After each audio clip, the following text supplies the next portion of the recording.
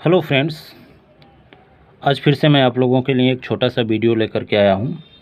आज के वीडियो में हम लोग सिंटेक्स के रूल को देखेंगे। इसके पहले सिंटेक्स का एक वीडियो चैनल पर अपलोड है, अगर आपने उसको नहीं देखा है तो इसके बाद उसको भी देख लीजिएगा ताकि आपको सारे रूल पता चल जाएं। तो चलिए friends, without delay any time let's start the video. Rule number 11 तक कल कंप्लीट हो चुका था, आज 12 से देखना है। तो रूल नंबर 12 कहता है, one is an indefinite pronoun, the possessive of one is one's. यानी कि वन एक जो है इंडेफिनिट प्रोनाउन है और वन का पॉसेसिव केस वंस होता है। इस नाते हम वंस का ही प्रयोग करेंगे, वंस के स्थान पर हीज हर का प्रयोग हम नहीं करेंगे। जैसे एग्जाम्पल दिया है, one should not waste his time, तो वन के साथ पॉसेसिव हीज नहीं आएगा, वंस आएगा। तो करेक्ट आंसर हो जाएगा one should not waste one's time. Rule number 13 है कि द रिलेटिव प्रोनाउन एज और that should be used after same और सच, नेवर यूज हूँ और विच आफ्टर द सेम और सच। तो जो रिलेटिव प्रोनाउन एज है या फिर डेट है, इसका यूज किया जाना चाहिए सेम के बाद या फिर सच के बाद।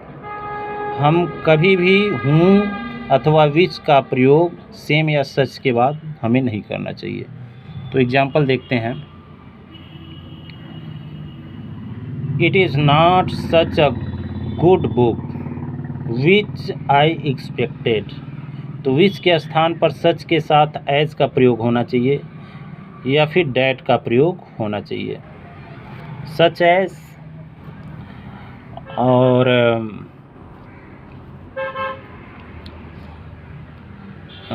सेम डैट, सच एज और सेम डैट का कंपैरिजन चलता है। तो देखते हैं, it is not such a book as I expected, such के साथ एज का पेयर बनता है, तो इसको आप लोग ध्यान रखिएगा, सच एज पेयर में आता है। दिस इज़ द सेम बेगर हूँ केम स्टरडे, तो हूँ का प्रयोग नहीं करना चाहिए। This is the same, same के साथ डैट, डैट का प्रयोग होगा, डैट केम स्टरडे। तो उम्मीद करता हूँ कि रूल नंबर 13 आपको समझ में आया होगा। रूल नंबर 14 देखते हैं।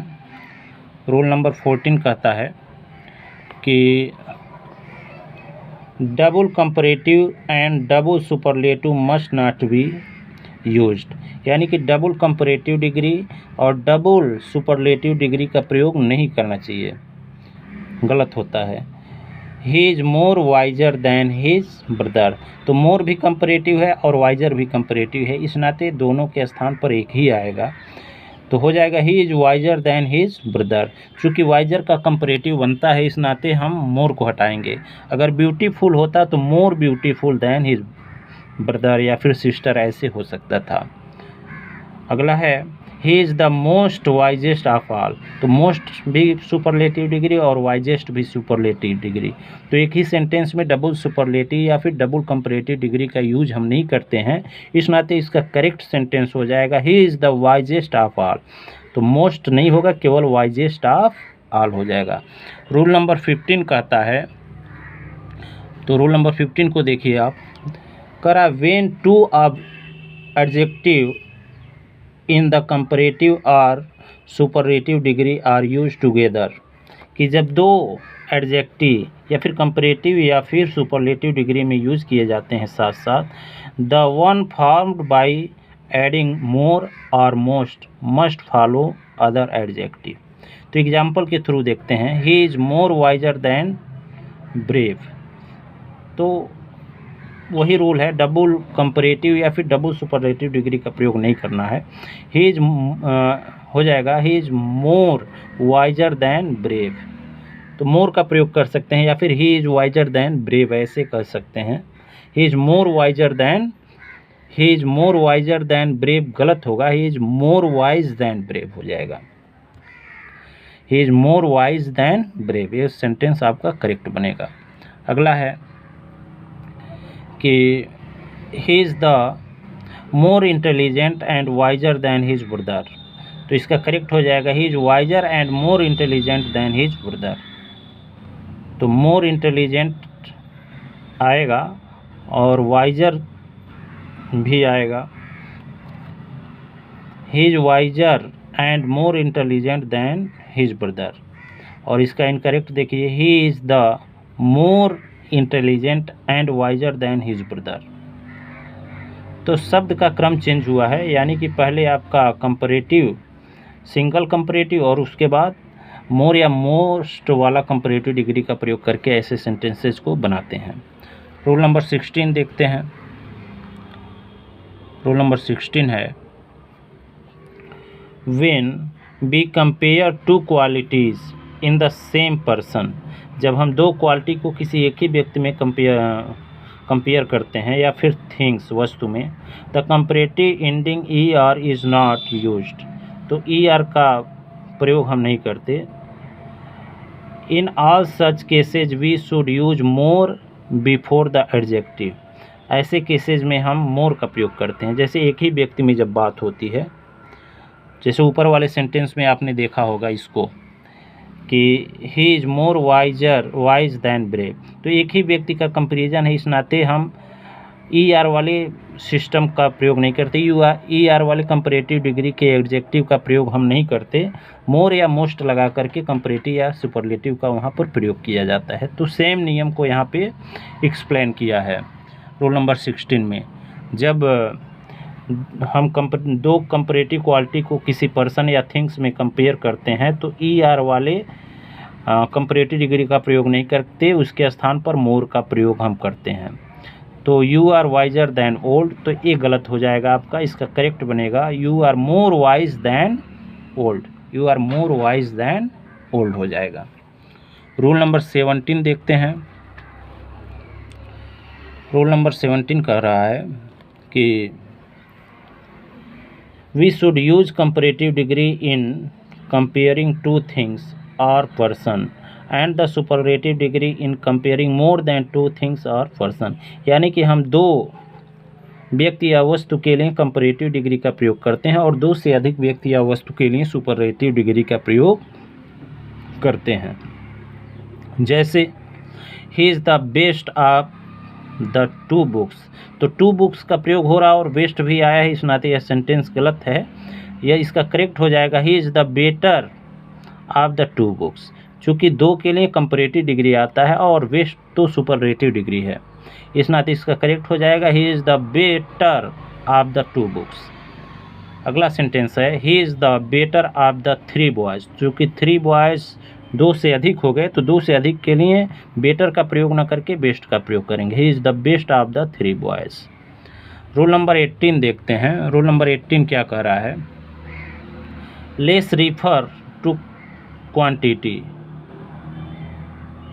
लेस जो है क्वांटिटी को बतलाता है, लेस मिल्क जैसे कम milk.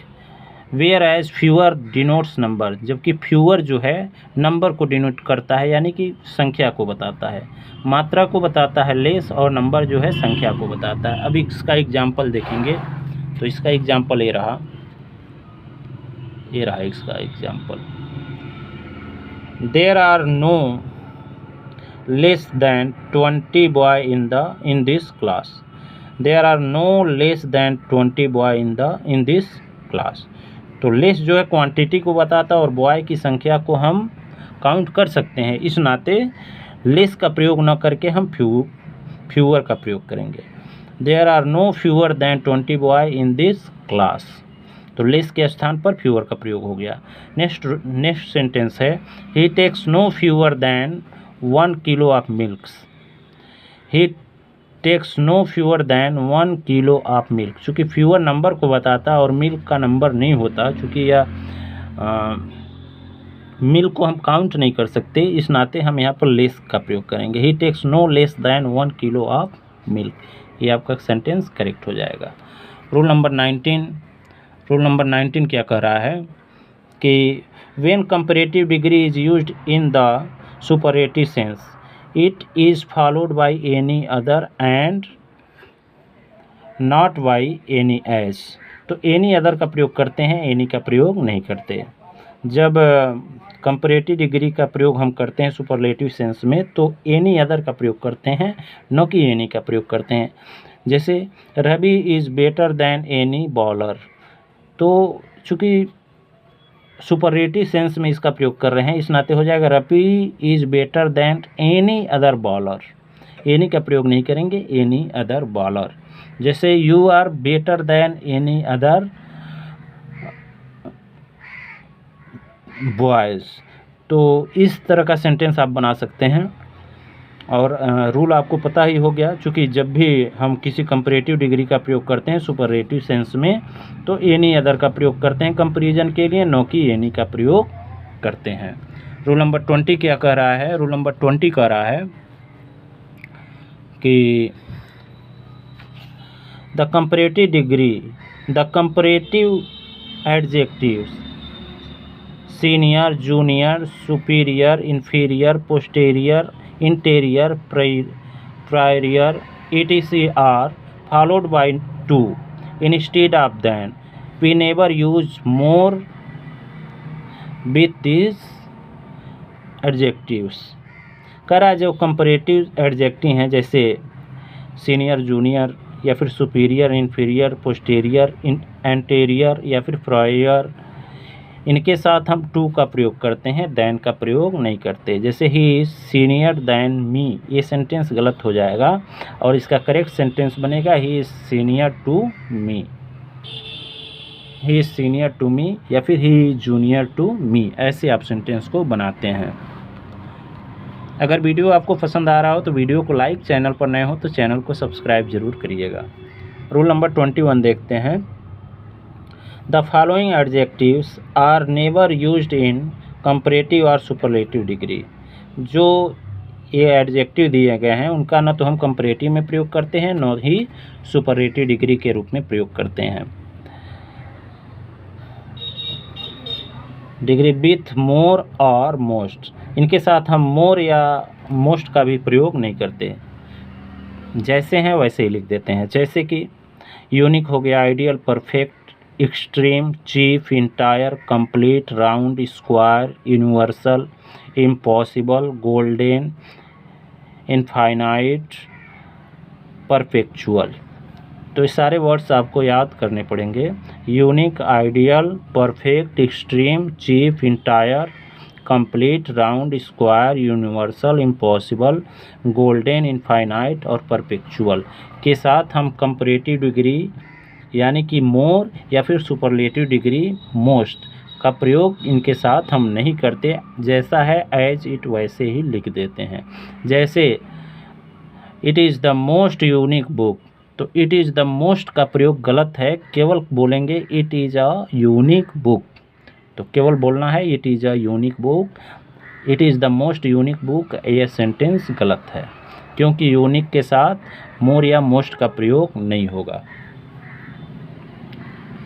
Rule number 22, rule number 22 को देखते हैं। रूल नंबर 22 क्या कह रहा है कि when two changes happens together, जब दो चेंजेज एक साथ होते हैं, that is there is parallel increase, it is expressed by. जब दो चेंजेज एक साथ होते हैं और जो कि पैरेलल इंक्रीज बराबर बराबर होते हैं तो इट इज़ एक्सप्रेस्ड बाय, तो इसको ऐसे एक्सप्रेस कर उसका एक्सप्रेशन किया जाता है। रूल दिया है, पहले द के साथ कंपैरेटिव डिग्री, फिर द के साथ कंपैरेटिव डिग्री। जब दो चेंजेज एक साथ होते हैं, जैसे the higher you go, the cool you feel, तो गलत हो जाएगा। दोनों के साथ हमको कंपैरेटिव डिग्री का प्रयोग करना है। हायर हो गया तो यहाँ पर कूलर होना चाहिए, the higher you go and the cooler you feel, तो ये सेंटेंस आपका करेक्ट होगा। ये सारे रूल अगर वीडियो को आप 1 से 2 बार देखते हैं तो वीडियो के माध्यम से सारे रूल आपको याद हो जाएंगे। केवल आपको वीडियो को 1 से 2 बार देखना है। अगर आपको रूल नहीं पता है तो रूल आपको ये सारे रूल पता हो जाएंगे, क्योंकि इंग्लिश में एक कहावत है, out of sight out of mind. अगर आपके साइड से दूर तो माइंड से दूर, और बार बार नज़र के सामने कोई रूल आता रहेगा तो देखते देखते आपको रूल पता चल जाएगा। तो देखते हैं रूल नंबर 23। तो rule number 23, the word elder and the eldest are used for comparing the members of the family. Elder या फिर एल्डेस्ट का प्रयोग कंपेयर करने के लिए फैमिली के मेंबर का प्रयोग किया जाता है, जैसे brother, sister, son, daughter, father. Older and oldest are used with regard to age. Age के रिगार्डिंग ओल्डर या फिर ओल्डेस्ट का प्रयोग किया जाता है। And in connection with human family relation, जो फैमिली मेंबर नहीं होते हैं, यानी कि आप मानवीय जीवन में लोग जो मिलते रहते हैं, ऐसे रिलेशन में जो आपके फैमिली मेंबर नहीं होते हैं, उनके साथ ओल्डर या फिर ओल्डेस्ट का प्रयोग करते हैं। जबकि एल्डर और एल्डेस्ट का प्रयोग हम फैमिली मेंबर के साथ करते हैं। जैसे he is my older brother, तो आपका ही भाई है तो ओल्डर का प्रयोग नहीं करना है, यहाँ पे हो जाएगा he is my elder brother. He is the eldest man of this colony, तो कॉलोनी का सबसे बड़ा आदमी है, इस नाते एल्डेस्ट का चूँकि फैमिली मेंबर के साथ एल्डेस्ट का प्रयोग होगा, तो यहाँ पे एल्डेस्ट के स्थान पर आप ओल्डेस्ट का प्रयोग करेंगे। ही is the oldest man of this colony, तो ये जो है इस कॉलोनी का सबसे बूढ़ा व्यक्ति है या फिर आदमी है। रूल नंबर 14, रूल नंबर 14 को देखते हैं, नहीं 24, रूल नंबर 24 को देखते हैं। रूल नंबर 24 क्या कह रहा है, enough can qualify an adjective और एन एडवर्ब। इनफ जो है किसी एडजेक्टिव को क्वालिफाई कर सकता है या फिर एडवर्ब को क्वालिफाई करता है। It usually comes after adjective, ये जो है एडजेक्टिव के बाद आता है, एंड एडवर्ब या फिर एडवर्ब के बाद आता है। जैसे he is enough bold to take up this challenge, माने वो बहुत ज़्यादा साहसी है इस चैलेंज को लेने के लिए, वो साहसी है। तो इनफ के पहले बोल्ड आना चाहिए, यानी कि एडजेक्टिव के बाद। ये ऐसा क्वालिफाइंग एडजेक्टिव है जिसको हम बाद में रखते हैं। वैसे तो सारे एडजेक्टिव को पहले रखा जाता है, लेकिन इनफ जो है यह अपने नाउन के बाद आता है।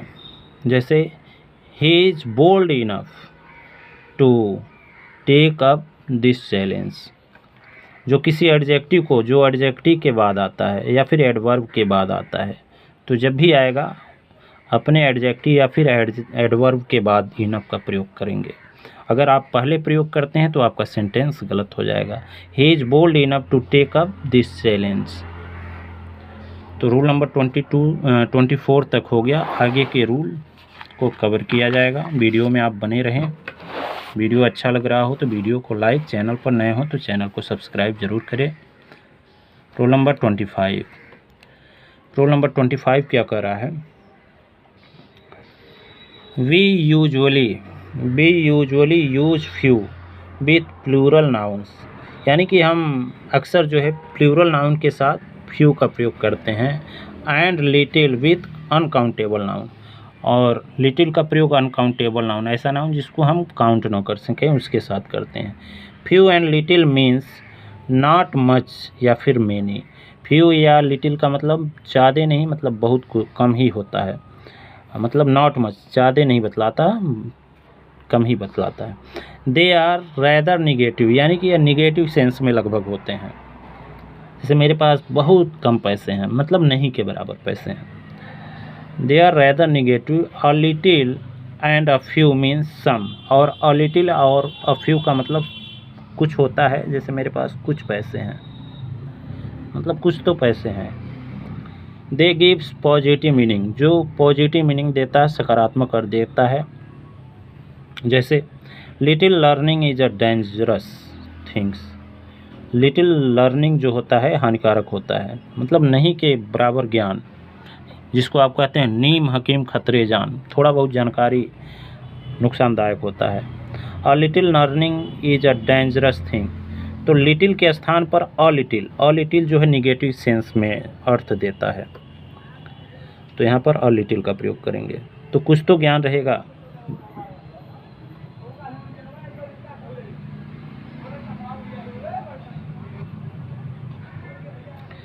ज्ञान के लिए तो कुछ तो चाहिए।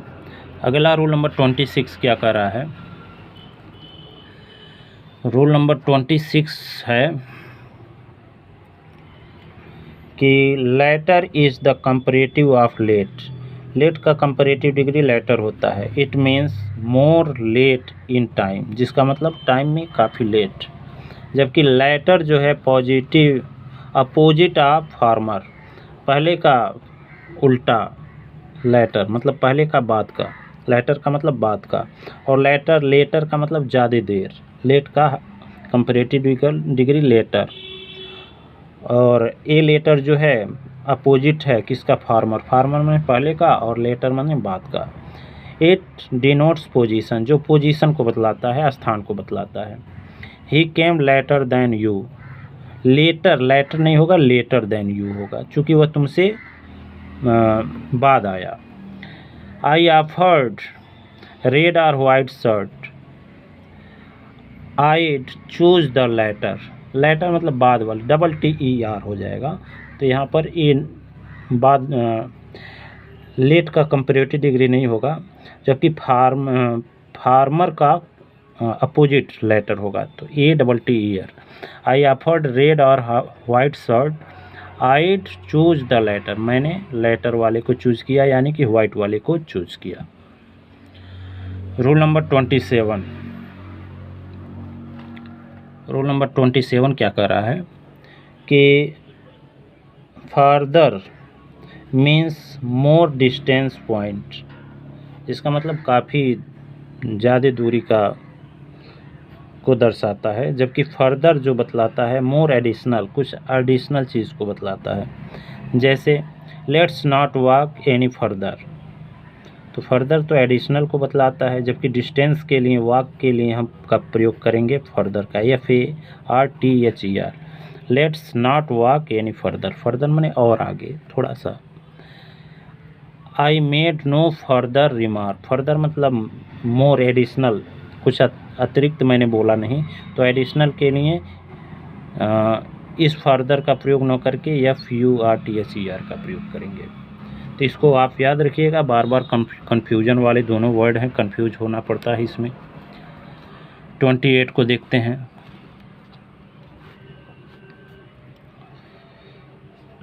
After the following verbs be use gerund, यानी कि वर्ब में ING। फॉलोइंग वर्ब के बाद हम जिरंट का प्रयोग करते हैं, नॉट एन इन्फिनेटिव, इन्फिनेटिव का प्रयोग नहीं करते।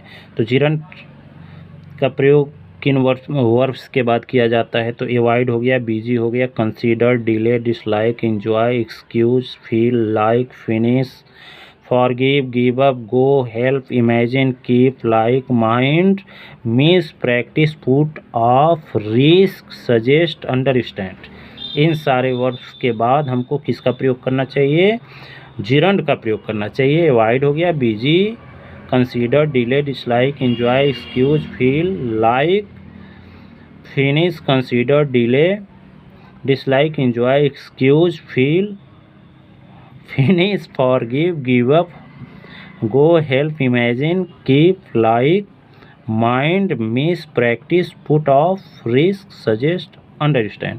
इन सारे वर्ड्स के बाद हमको इन्फिनिटी का प्रयोग नहीं करना है, जिरंट का प्रयोग करना है। जैसे I enjoy to travel, enjoy के बाद इंजॉइंग, इंजॉय के बाद हमको जिरंट का प्रयोग करना है, इन्फिनेटिव का प्रयोग नहीं करना है। करेक्ट सेंटेंस होगा I enjoy travelling.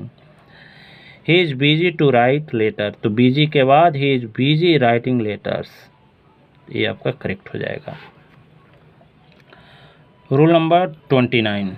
Rule number 29 क्या कह रहा है? To imagine something not certain to happen and with as if या फिर as though we use were, whether subject is singular और प्लूरल, यानी कि हम कुछ ऐसा इमेजिन करें जो होने वाला नहीं है, यानी कि एज इफ या फिर एज दो के साथ तो हम वर का प्रयोग करते हैं, चाहे सब्जेक्ट सिंगुलर हो या फिर प्लूरल हो। यानी कि इमेजिनरी सेंटेंसेज में हम सब्जेक्ट कोई भी हो उसके साथ हम वर का ही प्रयोग करते हैं, वाज का प्रयोग नहीं करते। जैसे I were you, I would not leave, I would not have done so. तो यहाँ पर वाज का प्रयोग हुआ है, तो वाज नहीं वर, मैंने वर बोला ही है। If I were you I would not have done सो, यदि मैं तुम होता या फिर अगर मैं तुम्हारे जगह पर होता तो मैं ऐसा नहीं करता जैसा हुआ। He walks as if he is a king, तो इज के स्थान पर वर का प्रयोग करेंगे। He walks as if he was a king, वो ऐसे चलता है जैसे वह राजा हो। रूल नंबर 30, रूल नंबर 30 को देखिए और इसी के बाद साथ वीडियो को समाप्त कर दिया जाएगा। चूँकि वीडियो 25 मिनट का हो गया है, ज़्यादा बड़ा वीडियो बोर हो जाएंगे आप लोग। When we want to say that it is time, जब हम चाहते हैं कहना it is time for somebody else to do something, किसी के लिए कुछ करने के लिए, तो we use the structure, मतलब it is time for you, इस तरह का सेंटेंस अगर हम बनाना चाहते हैं तो इस स्ट्रक्चर का प्रयोग करते हैं। इट इज़ टाइम सब्जेक्ट और पास्ट टेंस का वर्ब आता है। जैसे it is time you go to bed, ये गलत हो जाएगा। It is time you went to bed, ये समय है तुम्हारे सोने का। ऐसे वाक्य हम बोलते हैं ना, तो उसको हम जब भी इंग्लिश में ट्रांसलेट करेंगे तो कहेंगे it is time you went to bed, ऐसे बनाएंगे। तो उम्मीद करता हूँ अब तक का रूल आपको समझ में आया होगा। अगर समझ में आया हो तो वीडियो को लाइक, चैनल पर नए हो तो चैनल को सब्सक्राइब करिए और कमेंट बॉक्स में अपना सजेशन देना ना भूलिए। Thanks for watching.